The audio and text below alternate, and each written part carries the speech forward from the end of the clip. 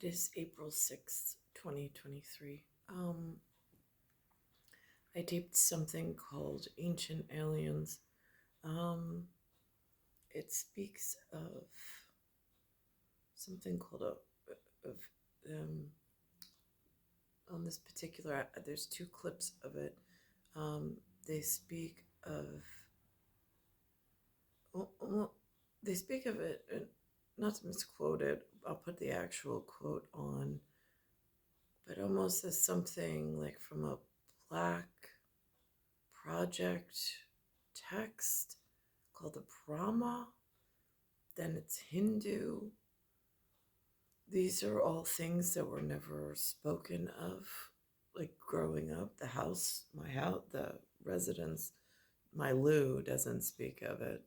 Um, it also mentions, however, um, Greek. They mention Zeus. They mention Archimedes. They mention the Battle of Syracuse. And then they mention the Celtic um, Shining One, Lu, who has a son spelled two ways in English, Sunson. Um,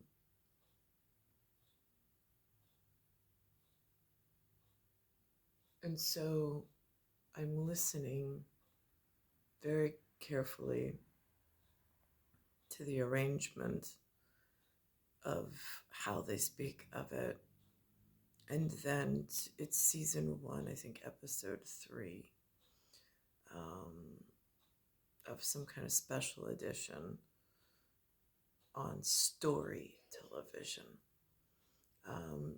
Giorgio Tsoukalos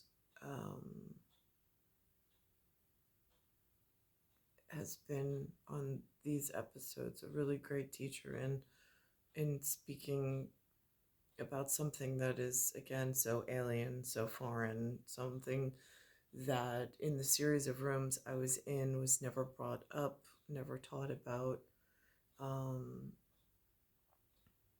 especially stumbling upon Crescent Street in Astoria and the ancestry that the particular group came from that was different than another section or group. Not really sure how that's important, but I know it is to them. Um,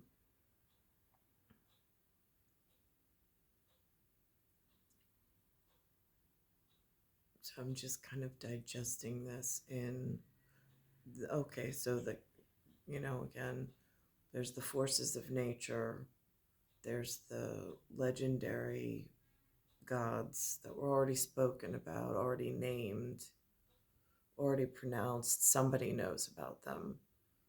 There's been groups of people who have studied them in some standardized way, and it's already been interpreted. Why is it that nobody has come to me personally and spoken to me about it?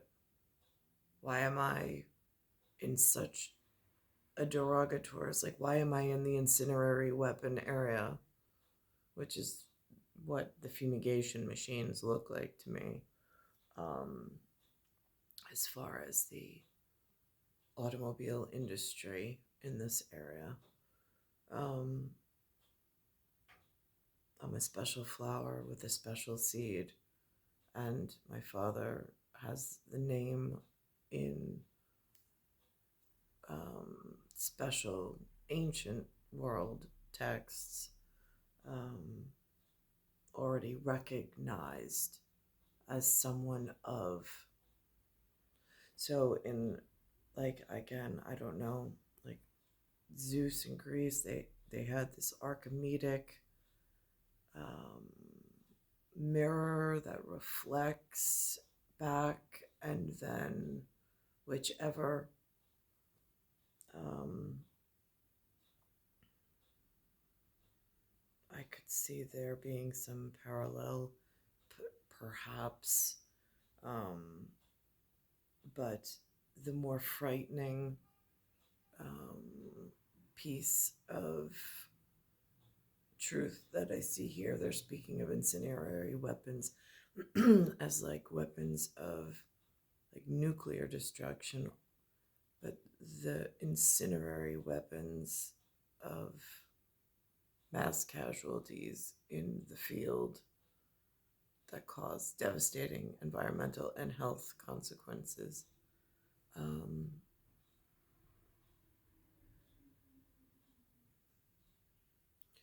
so, again, not household words that I've ever had access to. They're bringing it in through part of this glass or vitrified whatever, or um, somewhere it might be considered tunneling service for technology. I'm not quite sure. Um, and they're making light of it or like awareness of it in this year 2023. I don't know when the original air date was. This is what it sounds like.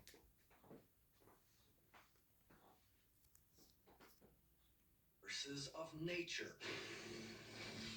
You've got thunder, lightning, earthquakes, but how would you go from witnessing that to a description of heat-seeking missiles? In addition to God. So I'm not going into that, just the fact that there are forces of nature. I'm going to pause this and go towards the Celtic area. According to Celtic legend, there once was a god named Lu, also known as the Shining One, the sun god, and the god of war. Like the Greek god Zeus, Lu was said to wield a mighty magic spear, not unlike the thunderbolts of his Greek counterpart. When battle was near, Lu would draw out his spear, and it roared, and then flashes of fire came out of it, and it tore through the ranks of the enemy, never tired of killing and slaying. It was one amazing weapon. I mean, how else can we explain all those numerous vitrified forts where. Now, here they're talking about cosmic weapons, and then they're going into Zeus, and they have a visual, brandish interpretation of what Zeus, the Greek god,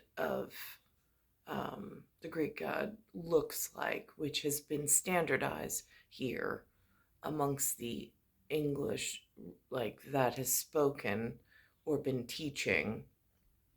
I suppose if I was to reference, that would be, they said the only king I've ever heard of here was George, and the only general I've ever heard of here is George.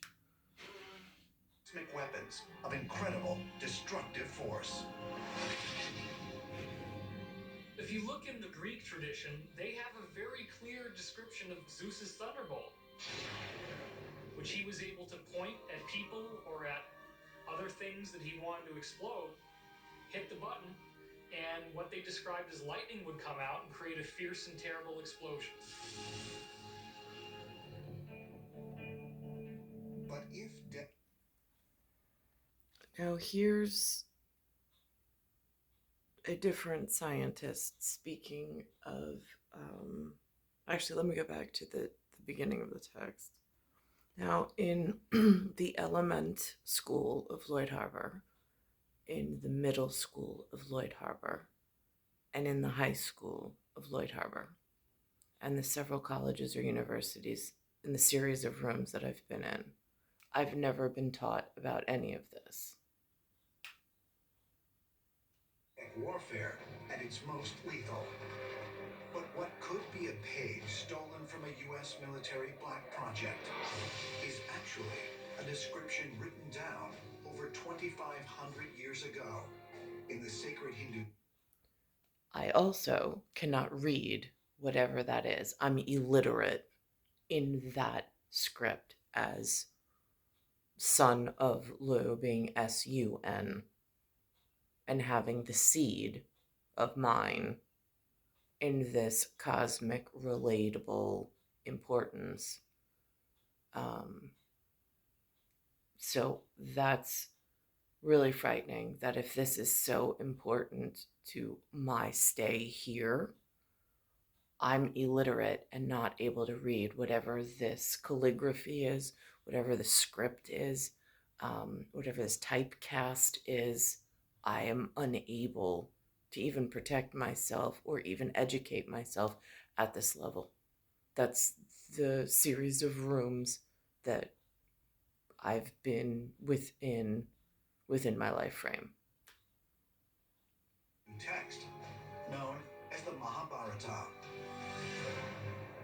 When it comes to the ancient Indian accounts, they're really eyewitness testimony of the gods fighting.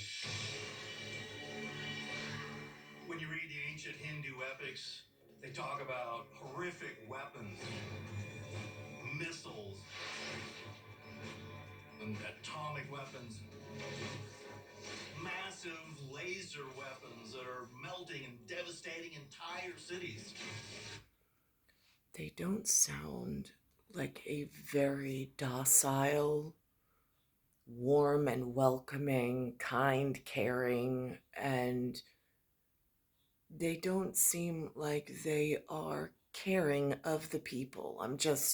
The way it seems like they're very heavily into harming people. I mean, again, it's just the interpretation as to how they're covering this Mahabharata. I refuse to think up with these stories out of thin air.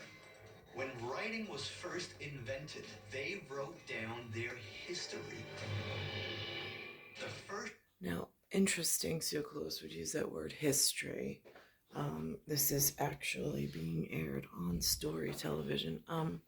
History, if I break it down, is the HIS and then Tor, TOR. That's a frightening way to decipher that. And then there's the high story in the HI and then story. first things that were ever written down were actual events. How is it that some of the earliest written accounts of warfare describe sophisticated weaponry that humans wouldn't develop for thousands of years? For the answer, ancient astronaut theorists point to numerous descriptions of deadly weapons found throughout the Mahabharata. Many strikingly similar to those used by the military today. One example are the incendiary weapons wielded by Vishnu. Now that's interesting. That's that new word, incinerary, weaponry, meaning something combustible or burning. And then when I read the definition, it also said it is produces poisonous gas. I heard that somewhere in a different 5 letter pattern, not being relatable to India, different 5 letter pattern, but geographically may or may not be relatable. Not quite sure. They're turning this toxic gas into some plasma weapon that they turn into diesel fuel and then they put back out into the fumigation machines and then send them out on the roads. So there's this cycle of recycling this poisonous air pollutant. Which are specially equipped to find their targets. Vishnu has a flying guided missile to the Narayanaster, and once it is launched, it will destroy everything that is moving. So, according to the description, it is a motion detecting a weapon, which is pretty much like our modern weaponry. There is also a weapon that is heat seeking. Heat seeking is a very effective way of finding something. You would fire a missile. Healthcare services and reduce. Now, here's where they talk about the gas. And he also can put people into sleep. So we're perhaps talking about nerve gas. They talk about Nerve gas. weapons that are so high tech that it's could only be from extraterrestrials. But of all the weapons described in the Mahabharata, perhaps the most deadly was a device. Now they're going to say what they call this machine, but again, it has wheels, and so it's semi mobile. It doesn't look like what's going on out here on the streets, but there is some semblance of when I listen to the words. Called the Brahmastra, a weapon that the text warned was never to be used. Brahma Astra is described as the ultimate the weapon. Once it is launched, it will simply burn everything. So it incinerate the entire universe. Okay. And again, when depending on what level you're or what filter you're listening through, I mean, this is incinerate the entire universe, but then there's the incinerate these carcinogenic fumes that then become part of the breathable air. And depending on the amount of these creations, then that's how quickly one gets sick, or I mean, it's, or I mean, starts to, if this is the universe and this is the energy machine that needs, is like biomechanically most important, the amount, that's why, again, going to some other is, I would think, priority. We're talking about a nuclear blast, 100-fold magnitude of the bomb that we have seen or experienced in our own times, should never be used. And yet, someone was going to make use of that Brahmastra. Someone was going to make use of it, and they reference this combination. Again, So that's the dilemma that the book talks about in the Mahabharata.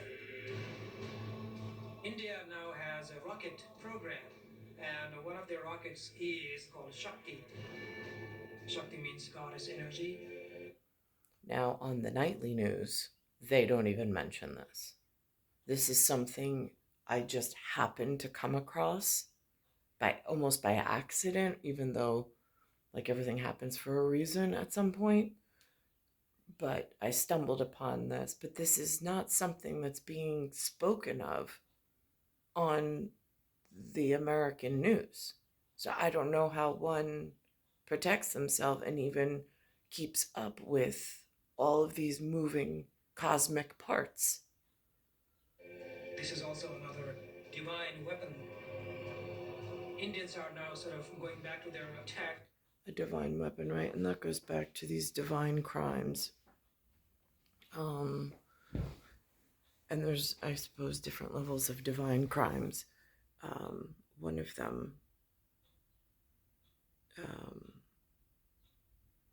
well, I know how to explain what I feel is a divine crime that's been used against my person, because there's several levels of it, depending on where in my journey they've attacked. And by they, I don't know the direct force or the direct persons behind the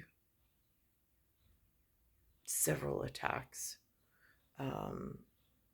So I don't want to get confused with the topic of what was being discussed inside this particular one video with whoever may have been or may have known and let it happen anyway. It's star 1978, star 8378, Nicole Cattaruzza. It's Earth, solar system, Milky Way, universe, galaxy is broken. And it's Bayside Station, Bayside, New York, 11361.